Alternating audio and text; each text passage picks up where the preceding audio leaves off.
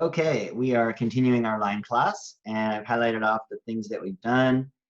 The next thing is to use findEquation, so that will return a string that is the equation of the line in the form y equals mx plus b if m is a real number, and if m is not a real number, it means we have a vertical line, and we'll return the equation x equals a. And actually, if we have a horizontal line, we probably should just return y equals b rather than y equals 0 times x. Excuse me. Plus b. All right, so we're going to work on this findEquation method. And we'll go back to our line client. Or no, not the client, the line class.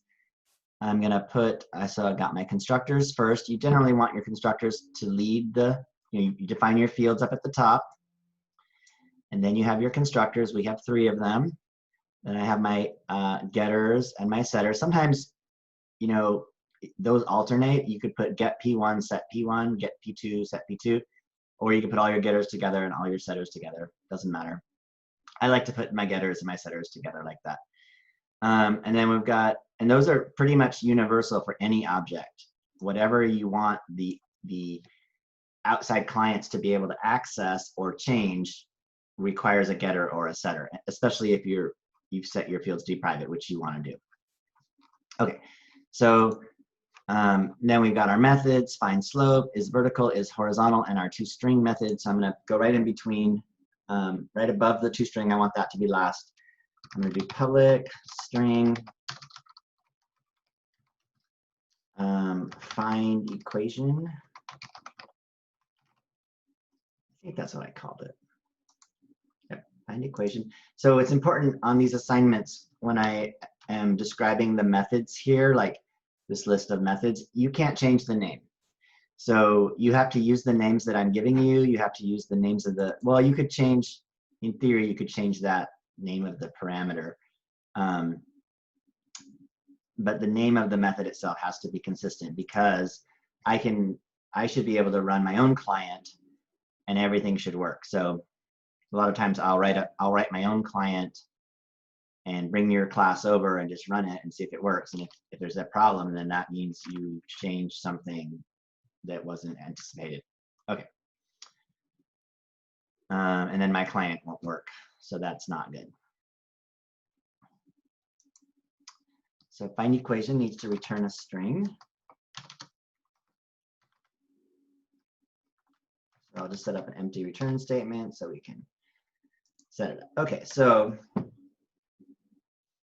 as long as it's not a vertical line, well, now let's do, if it's not vertical and it's not horizontal, because if it's vertical or horizontal, I want to return a different format.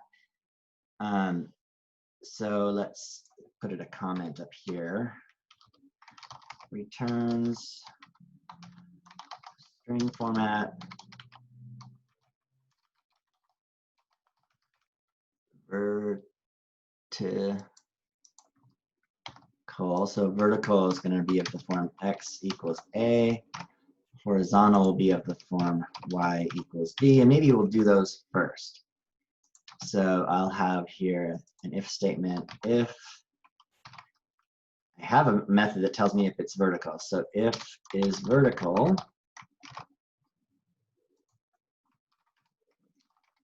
return the string. Well, let's see, if it's vertical, it's x equals, I'm going to put a space, and I want to add either of the x coordinates, because the vertical line will have the same x coordinates. So it'll be p1 dot get x.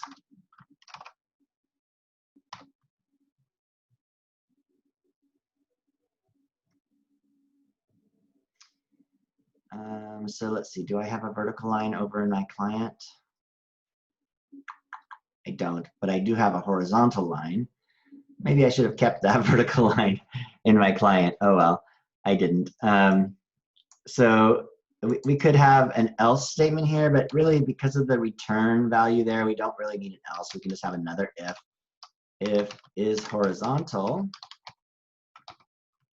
So I could, horizontal lines have slope, so I could have just returned, y equals 0 times x plus b, but that is weird. Usually we don't write it like that. We usually, because 0 times x would just be 0. Usually it would also require its own sort of thing, y equals, and then we'll add, so if it's vertical, it means the y coordinates are the same, so we'll get y from one of those, p1.getY. So I could check is horizontal. I could check both of these right now, and if neither of them are true, it'll just return sort of a, let's put here not done, so that we know, we haven't done that other part yet. Okay, so let's go check that it does the formatting for both the vertical and the horizontal line correctly. So I already have, let's see, I have a horizontal line down here on the bottom, and so let's just run our client. I did some work in between, so I changed it a little bit, but back to where we were. I have a horizontal line at the bottom, so what I will do there is a system print line that says we want to print line 1 dot findEquation, I think, or what did I call it? Yep, findEquation. findEquation. And I think because it's right here with line 1 horizontal, I don't need to write what it is. It's just going to be below that is horizontal. And we'll run that. And there it is, y equals 8. So that worked. If I did the one above it, so right in this, well, let's leave that print line alone.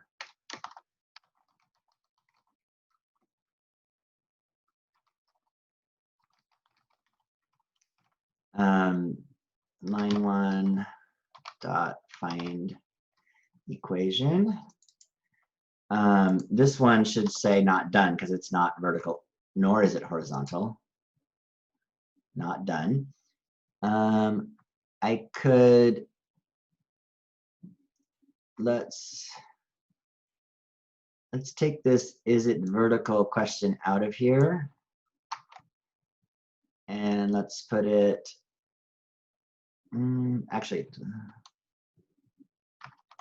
let's just copy all of that code, bring it down here.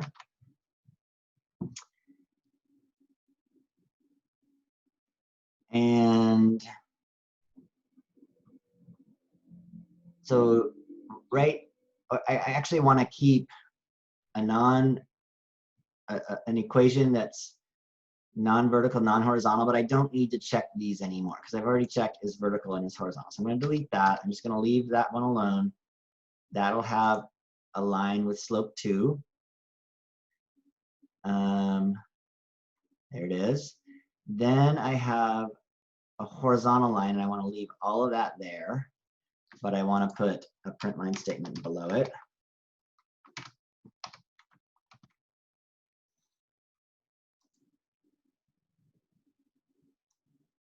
So, and I don't actually have to, I already know is horizontal is working, so let's get rid of that as well.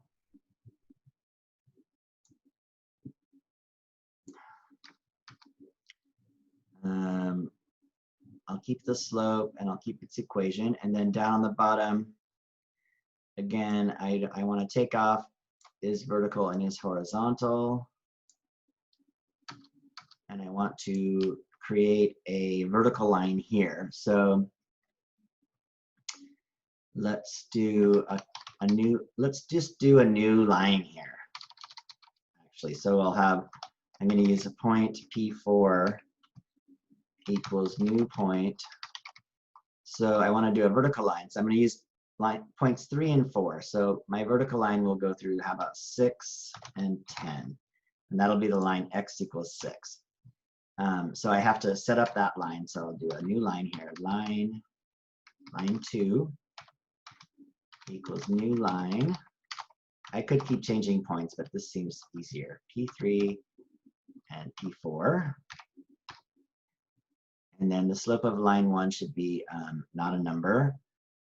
The find equation of line 1 should give us x equals 6. Let's see what, oh, not line 1. I want to do line 2. Line 2, change this to line 2. Run it. So line 1 goes through those 2 points. Slope of line 1 is 2. I haven't found its equation yet. Line 1, now I switch to a horizontal line. I probably should have just used 3 lines. That's okay. Horizontal line, the y values are the same. Slope is 0, and it's the equation y equals 8. I didn't give the points of line 3, so let's do that. I'll copy this code out and paste it in here.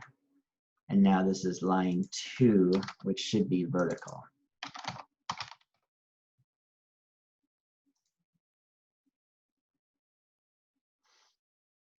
So a vertical line, there we go, x equals 6, y equals 8. So I was really just checking that these 2 special cases, the horizontal and the vertical line, are both working to find their equation. And now we need to find the equation of the final line. And so I want to go back and just do a little bit of math for us, because, you know, we would have to solve for the y-intercept. So I just want to look at how we write that formulaically. So if I had, let's say we have 2 points, which we have, x1 and y1, and x2 and y2. I guess I only really need 1 point, because I already know the slope. So I have my slope m. Actually, let's just use this point instead only. We have what's called the point slope form of a line. So that's y minus y1 is equal to m times x minus x1. The problem is my line equation is in slope-intercept form, which is this thing solved for y. So the way we solve this for y is we multiply this out, mx minus mx1, and then y would equal mx minus m times x1 plus y1. So this quantity here, negative mx1 plus y1, is my b.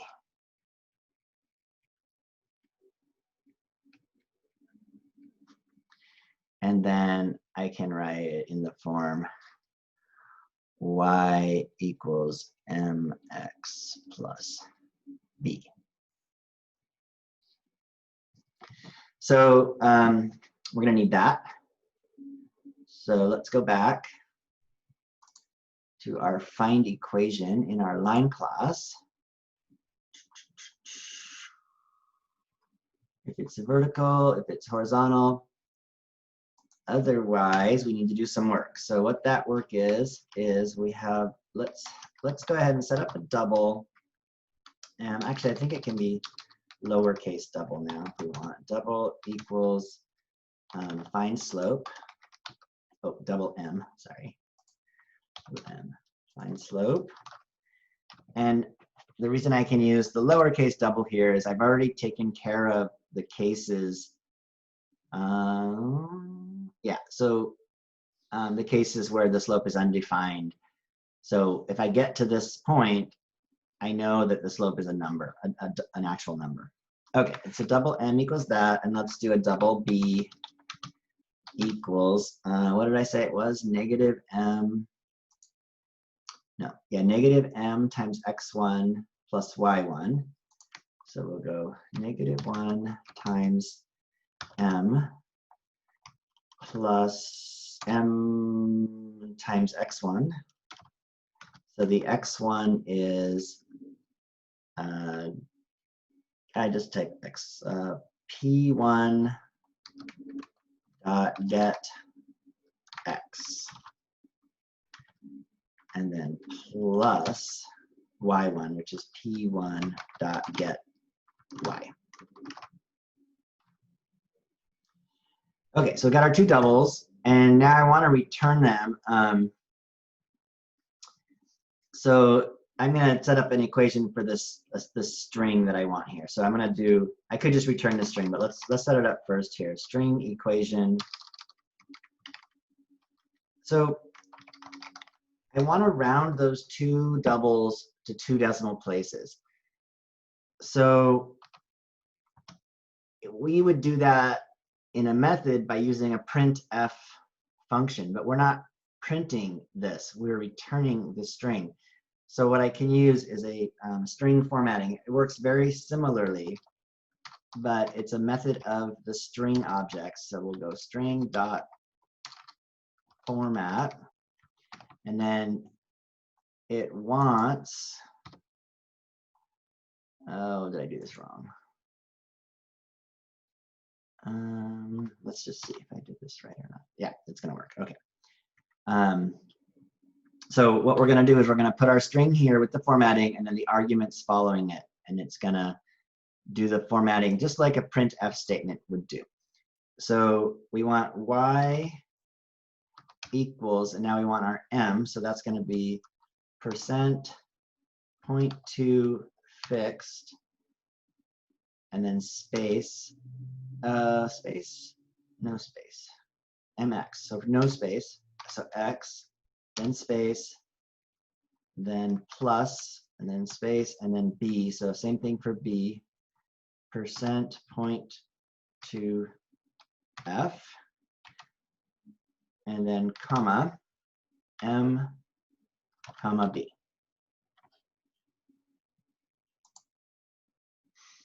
And then I can return that equation. So I wanted to put those on separate lines just so you could see that formatting. So again, this is exactly what would be inside of a printf, but instead of putting it in a printf, we're putting it in a string.format using the string class method format. Okay, and that should work. So what should happen back on my original is that I should, instead of seeing not done here, I should get the equation of the line that I want, which would be, let's see, slope 2, if it's at 5.8, and you go back, you go down 2 each time. So when you get back to 1, it'll be at 0, and go back, it should be -2. It should be 2x minus 2. 2.00x plus -2.00. Yay. It's working, so that's good. I think I will leave this code on here for you. Find equation, did a couple of things there. That using the functions is vertical and is horizontal, and then finding the slope. I solved for b, little math from using point slope form to get us to slope intercept form, and then used a string formatting method to format that equation. And we were forced to do that because we're not printing it, we're returning the string. So now I could actually modify my toString method, which I wanted to modify, because if you look at the original thing, it wanted, so we found the equation, it's done. And then another, oh, I didn't highlight. So we're ticking off these pieces here. Another part of the thing I was looking for was this in my toString method. There it is. Additional option would be to return the lines equation. So now that I have a method that does that, I can just modify toString. So maybe we return it, let's see, that plus that's the 2 points. And then I thought about just adding in a colon, maybe space, colons, no, just, let's see what it looks like. Colon, space, and then add after that, let's see, find equation.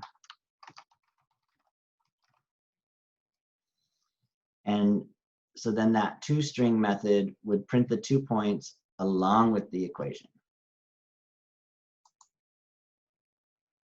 And then I don't have to change anything in my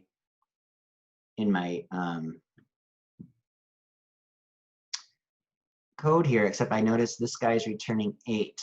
Y equals 8. One of these is, oh, something's wrong here. Line 2, that should be a 5. So something's wrong with line 2. Or that should be a 6. Something's wrong with line 2. So I'm going to look back at that. Something's wrong here because this would be y equals 8. But then this is saying it's a vertical line. So maybe those print statements are somewhat out of order.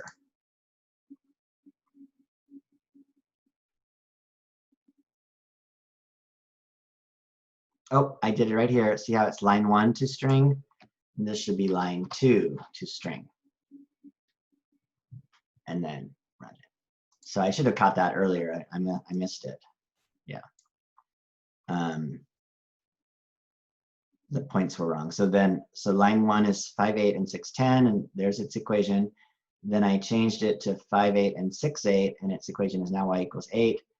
And then down at the bottom, we're printing the equation by itself. Okay, and end this video, and we're going to come back, and we have an equals, and then is parallel and is perpendicular. And one of the things in is parallel, what to do if they're the same line but through different points, or I don't know. I didn't decide. So what I decided, the way I set this up is just to say, if 2 lines have the same slope, we'll consider them parallel. Although mathematically, if you're the same line, then we would not call you parallel. So maybe we'll fix that after we write it initially. And now we've done this additional option here on the toString method.